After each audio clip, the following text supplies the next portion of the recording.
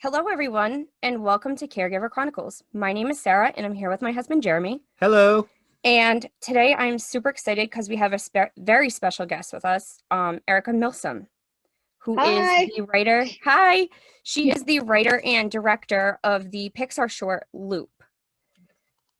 Yes, you can find that in the Spark Short section under Pixar on Disney Plus. It's a very powerful short and spoke to us. We referenced in an earlier episode of this podcast about how much it has affected us, and now we're very pleased to get to interview the woman behind it. Yes. Thank you. I'm so excited to be here, you guys. Thanks for having me. I'm thrilled that you're here. I really am. So what inspired you to make Loop? You know, it's funny. I've made a couple of different films that featured some characters with disabilities. And when I was trying to figure out, honestly, when I first was trying to figure out a story to tell through the Spark Shorts program, I was thinking about what kind of world to set it in. I knew I wanted to have a character who was non-speaking and used a device to communicate, but I was like, what's the world? And I kept thinking of like 1,000 different worlds. And I'm like, well, we've already done that. We've already, inside, outside, up in space, underwater, like on a volcano. There's, there's a lot of worlds that Pixar's explored. So I think the inspiration for me really came from starting to consider the worlds I'd been a part of that other people maybe hadn't been to, and thinking about the animation opportunities that could be afforded therein. So I spent a lot of time in my youth and my 20s, and more recently kind of through volunteerism working in communities where people with different disabilities live and work and play and learn and create together. And I know the feeling of being in that space as a neurotypical person, like a non-disabled person, as one that's like intriguing, confusing, has a lot of emotional impact, like that feeling of like not quite, you're in a space that's different than the one you normally exist in. And I was like, that seems really interesting cinematically. Like it seems like a good, and I knew I wanted it to have two characters so we could kind of focus in on animation.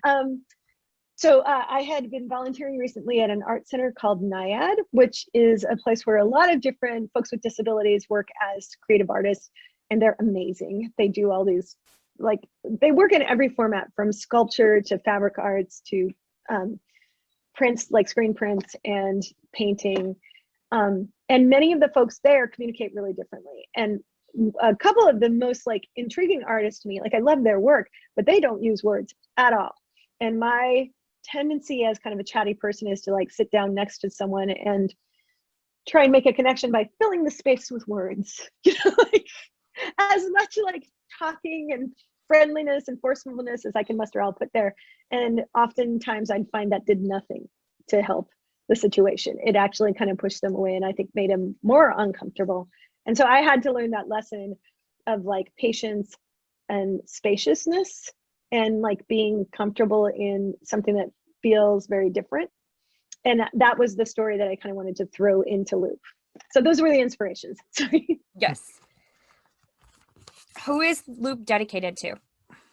Oh, Loop's dedicated to Adam Burke, who was this phenomenal animator at Pixar. And he helped me a lot as I was developing the story. And he was meant to be our animation supervisor, but he actually had lung cancer and he passed away a month before we finished the film. So he was pretty sick and battling cancer in the months that we were actively making the film. But Adam's son is on the autism spectrum, and he's always been like Adam was always a major ally of mine at Pixar, a person who I always felt like whenever I was working with things of disability or had friends in the disability community coming to visit, Adam would always be the person who opened up his door and had those folks come in and do animation demos. And like, he just has an ease and an interest in differences that was so profound. And then he's an incredibly accomplished storyteller and animator. So kind of just talking through the early stages of the production, like the conceptual stages of the production, some of the animation questions that we had, and story, kind of getting notes from different directors and processing those together. Adam was on that. So we put him as story, but we also dedicated the film to him because he's an amazing human being and I miss him deeply. And I'm glad, I think he was proud that this was one of his last pieces to contribute to as well, because he wanted that story to be in the world. Well, that's really sweet. And I'm very sorry for your loss. Thank you. He sounds like a wonderful person. So we're very he's sorry to hear amazing. that. Yeah, that's okay. One thing we noticed in the animation, when it's shown through Renee's eyes, there's kind of an aura around the field of vision. Why was this important to the film?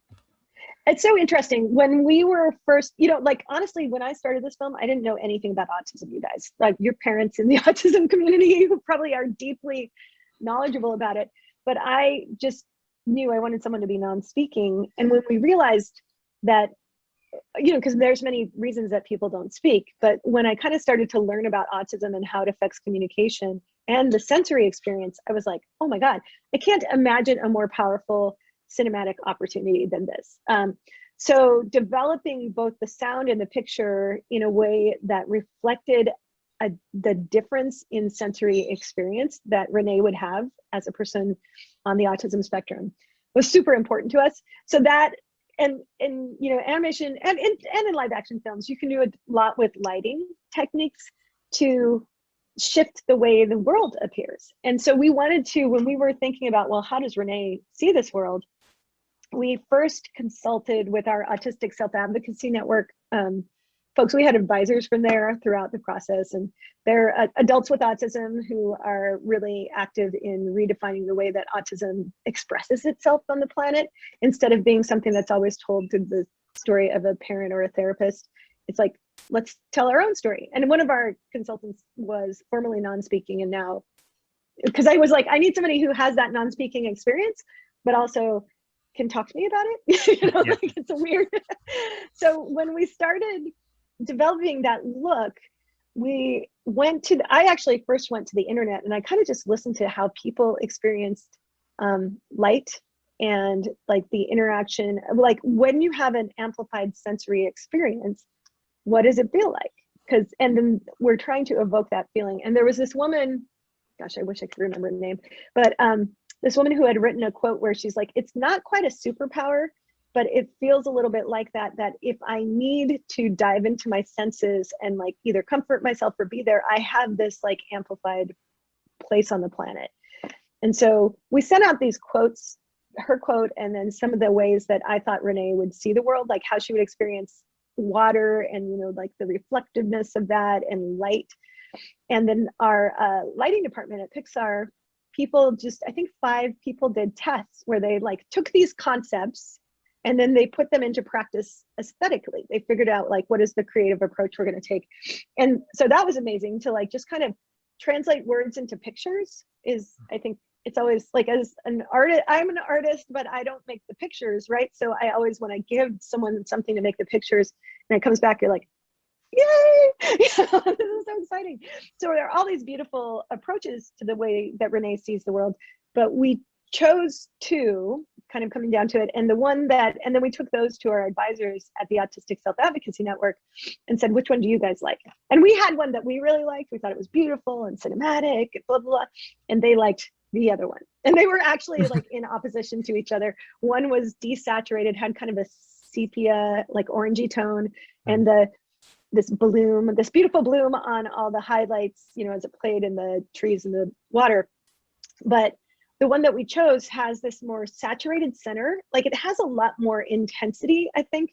It makes much more sense that if you're receiving a grander, like a larger amount of a sensory thing, you wouldn't sort out the colors, you'd focus on them, it seems like. So that was the one. And then it still has like light is affected and has like an amplified sense, but it's less of that like little bloomy thing.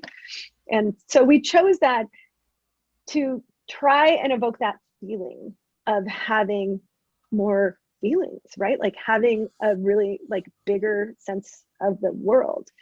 And it was really fun to find that though, like super cool to learn about it and then to put it into a story was amazing. Yeah, that's amazing. The reeds in the water, they play a big role. Why were they so prominent?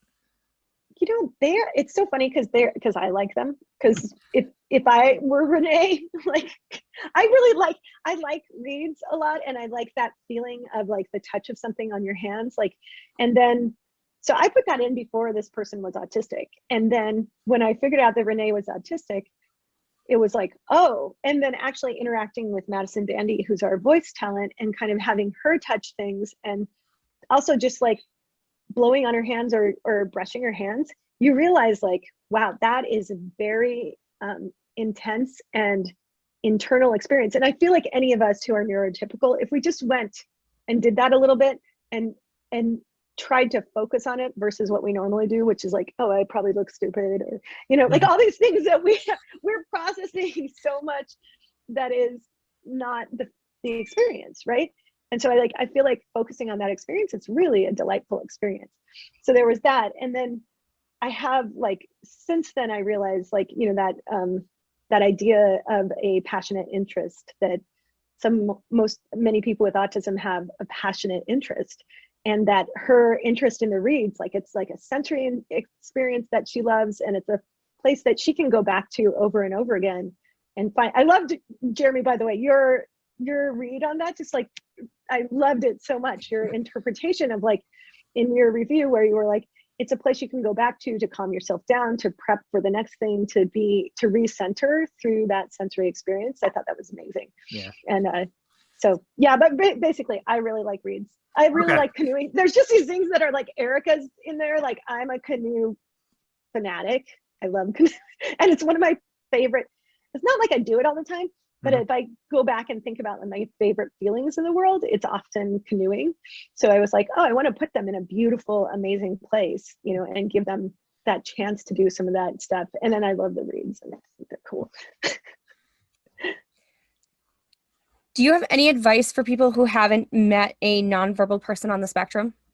That's a good question.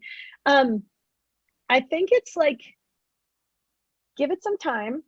You know, that what I noticed with Madison in the beginning, so when we went to cast Madison for this role, I just kind of stopped in at her art. I sent out a casting call to a bunch of art centers across the Bay Area, and someone called up and said, hey, we have 2 girls, young women who are here that might be great. Do you want to pop by? So I just came in and I sat next to them and awkwardly listened to them. I mean, I introduced myself, but then just sat there while they made their art. And with Madison, it was hilarious. It was clear that she was like now I know she was very uncomfortable, or like that it was weird for her to have this like stranger sitting there next to her doing nothing. And she vocalized a lot. Like she was making all kinds of noises, and she kept doing echolalia, saying like, get out of here, which I was like, should I get out of here? You know, like, and then they were like, no, this is what she says as echolalia from the Goonies, I think. But she didn't say any words, and she really didn't make any eye contact. And she kind of had that, like her body was away from me the whole time. And then as times went by, I kept meeting her. And now we have like this she uses more words. Number one, it's interesting because I really would not have known that she used words in any way expressively until like our 3rd visit. And now, like, you know, she likes to say Pixar. She likes to talk about the Pixar films. She's very much a Pixar fan. She likes my husband, Ben. She likes her dad. Like she's a really interesting person. So she'll say these things and you're like, oh, okay, I see where your interests lie. But so my advice would be to like give it time and check in more, you know, sort of just let yourself be present with the person and hang out without a whole bunch of expectations initially, and know that that experience will probably transform along the way, but that it's not going to be like an immediate easy connection necessarily from my side. I'm not sure from Madison's side what it feels like, but from my side as a neurotypical person, it's gonna be like you're learning a new language that only that person and the people closest to them know. So you have to spend a little time becoming familiar with it, you know, and creating a safe environment for them to share with you. Yes. Okay. Yeah. Is there what do you hope we can learn from, you know, not just Loop, but any of your other work with you talked about, you worked with, you know, in your work, you've incorporated other people with disabilities. What do you hope people can learn? I really, you know, I feel like in a lot of my films, there's this hope that we learn how to make connections across differences that at first seem insurmountable, like that, and to be better friends. I know it sounds so silly, but I feel like friendship is a really powerful and deep force. And when we're able to forge friendships across differences, that it benefits both sides. So like, I really do feel like in my films, there's this weird, simple thing of like, how can you be kinder to each other? But it's not just a simple kindness. It's like, it's learning that kindness isn't just a simple set of morals, right? Like, I'm a nice person. Yeah. And that's everything should work. That actually, like, true kindness and connection is forged through curiosity and patience and interest and like a vulnerability on both sides. So that's kind of, I hope that, you know, this film, like, I think about Loop and the fact that, you know, so many kids are going to see it. And I'm like, some of them will probably like it. Some of them will be like, where was the spacecraft? You know, like, this is animated. There's no like interesting explosions. But I feel like I hope that everyone who takes it with them has this sort of transformed sense of like what they might expect from a relationship of difference that they would never have thought of before. And even like parents don't necessarily know how to explain. I think a lot of us, like, it takes modeling to learn how to be friends with people who are different than ourselves. And so that's kind of what I hoped that Loop would do, would be like a, you know, good model, good space for people to explore. And then for parents and kids to have a conversation, or teachers and kids, or kids and kids, whoever wants. Yeah. Well, yeah, I know we watched it with our oldest son, and he was he's not as, I don't. He doesn't need as much. Yeah, he support. doesn't need as much support. He's on the spectrum as well, but he doesn't need as much support. But he seemed to really enjoy it because he always looks for things that can help him connect to his brother easier because he has all the things where he wants to play with his little brother, but you know, Joey, our younger one, needs far more support and doesn't understand sometimes. And so he really enjoyed it. So that's so, I really appreciate that. That's so nice to hear.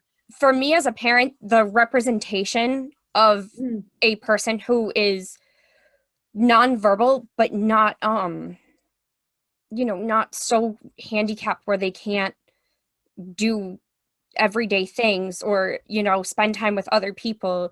That representation is important to me because I don't see that. I almost never get the opportunity to see that on TV. When you watch TV shows or movies with people on the spectrum, you see Rain Man, you see The Good Doctor. Sheldon Cooper would be another example of somebody who's most likely on the spectrum. You see people who are severely handicapped, and it's kind of it's almost like they're a joke, or there's no depth to them other than their disability. Where I feel like the character Renee, there's so much to her. There's so much more to her than just being nonverbal. And you understand that she can't communicate, but she's got this whole, all these layers to her personality, just as Marcus does. And it's so nice to see Marcus try to get to the bottom of those layers and get to know her. And it's really sweet. And again, we're just big fans. Oh, I appreciate it. And thank you. It's so weird, but you know, as a filmmaker, it's so amazing to hear someone kind of, when you talk about why you like it, it's all those intentions are very deep in my storytelling, but you never know if it actually, you're like, I know what I intended, but what actually ended up on the screen and how does the audience receive it is always a question, right? Like, and particularly when you're making something that is meant to be experiential and uninterpreted. Like, it's, you know, I'm trying to let the audience interpret this experience and fold it into their own existence. So I really love that. And I do, like, I love Renee. She's fascinating. And I love Madison. Madison's totally fascinating, really interesting person. Her passions, like, she's super into music and like when she needs to chill out, she loves her phone, and she's like on her phone a lot and does this like she taps her phone as a way to like kind of express her I think as a way to express what she's loving about it. And she also loves VeggieTales, and she has like all these amazing physical ways that she reacts to things that she loves.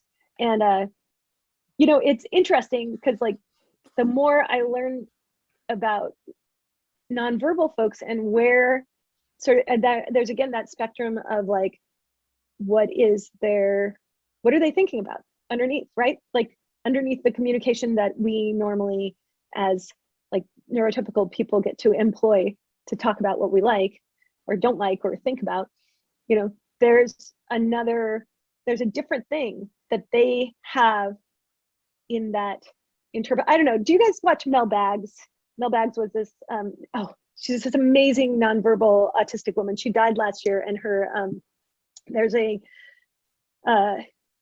obituary in the New York Times that is just like the most powerful. You read it and you're just like, oh my God, there's so much in it about things that I never thought about from the nonverbal autistic experience.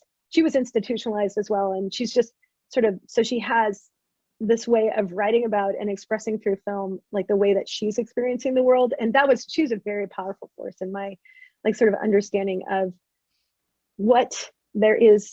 I call it underneath because, you know, I think like that voice and I don't know if that's actually appropriate, right? Because it's not underneath, it's just it's through a different means of expression. Yes.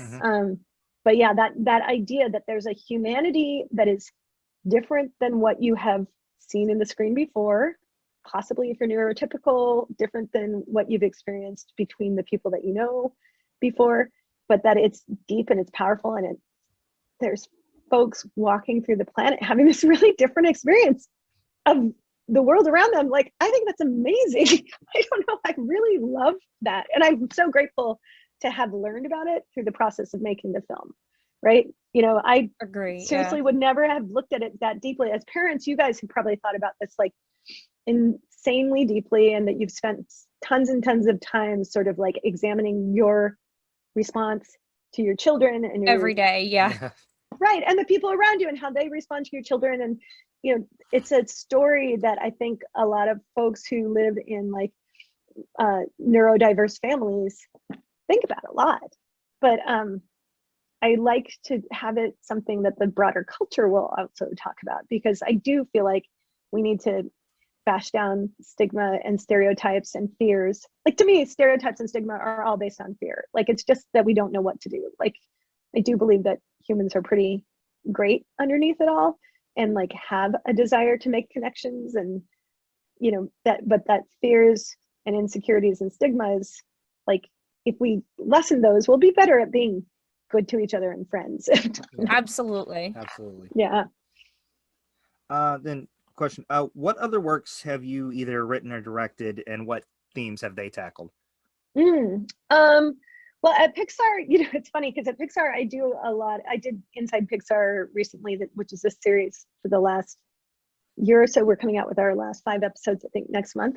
And that, like, honestly, a lot of those themes are about art, inspiration, the creative process. Like, I do love talking about that and examining that and kind of reflecting the amazing Pixar process, because I think for all of us who are wanting to get more connected to ourselves or our friends in life, that seeing the way that artists do this is actually like really inspiring and helpful in the world itself.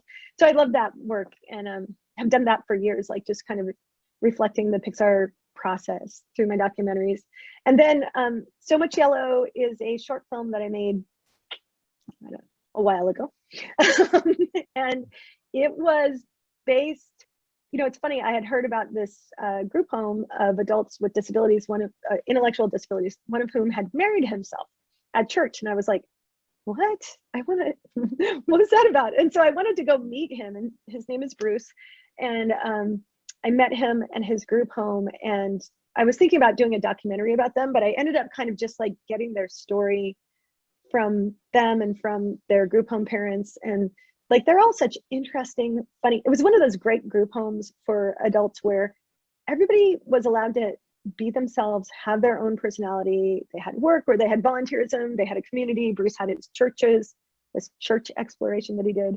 And they just had so much joy.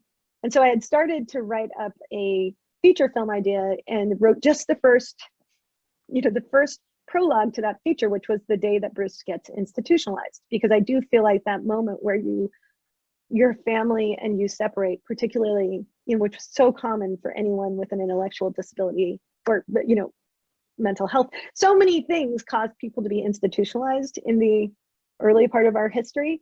So that was like the seminal moment. So I wrote that as a prologue, and then I wanted to make a short film, and I was like, I think I can make this short film. And that ended up being an amazing experience. And kind of, to me, that's exploring the loss, like when someone is institutionalized. I feel like so often we look at the institution as this terrifying thing, and one flew over the cuckoo's nest, and like there's a lot of stories about institutionalization. Oh, upgraded, sorry. But there's not a lot of stories about like the family and what happened to just this little unit of the people who lost each other. So I feel like So Much Yellow is about that thing when we decide that one person doesn't get to be a part of our lives, we lose something on every level. So it was really told from the sister's point of view, about like losing her brother who has a disability. And it's also about like what the power in relationship and love. If there's someone that you perceive, maybe you see them on the street and you think like that person is less than, or the things that people tend to kind of judge folks with intellectual disabilities as being. But if you see So Much Yellow, I think none of that comes through. It's more like this brother is like a powerful force in this family, and his sister loves him so much, and his parents also love him and are torn apart by the choices that they are making. So it's that's an interesting one that's examining loss and exclusion instead of inclusion. Yeah. And the tragedy of that. And then Snow Day, Life, Death, and Skiing is the story of a group of senior citizen skiers. And that one is about friendship and the tenacity of kindness and figuring out how to help each other when you're not, particularly when you're aging and you're all experiencing some kind of loss, how you can kind of come together and do something that supports each other as humans and gives value to one another. So that one, it features my dad as he's a skier, or he was, now he's in California, so. Now he does Pilates, but like at the time. That's okay, that's good too. Yeah, it's totally great. I love that he's like such a sportsman. But at the time he was in a ski group, and that ski group were all these amazing senior citizens. And I had originally thought I was going to do a short film about that, just about these crazy, really about Roland, because he would just drive so crazy. He skied so crazy, and they were always getting tickets, and and I was like, why do you let him drive? And they were like, because he has a ski rack. Oh my God, that's so crazy. He's not a good driver. But that ended up, as I went down and interviewed people, I realized how much depth there was to their experience, and that sort of wisdom of people who'd been through a lot of loss, who had persevered and learned to support each other. I just think and it was a fun film to make because it's skiing and the mountains in Colorado. I'm from Colorado, so I got to go back to Colorado and do stuff. And then I write a bunch of stuff. Like a lot of times my films do have my side projects, I think, are really often looking at connection and how we value each other, like the places where we as a culture might be missing out on the intrinsic human value of those around us. All right. With that, we need to wrap this up because we're running out of time. But thank you so much for joining us. This has been wonderful. This is such a big deal for us. I love it. Your short, he wrote the first review on, that inspired me to want to write or tell my story, get my story out there. And now we have a podcast. And so thank you. You're an inspiration to us, and what you've done is amazing, and how you've represented kids like our son Joey in your film is just huge. And just thank you so much. And thank you for coming on. You are welcome. I taking super your time appreciate it.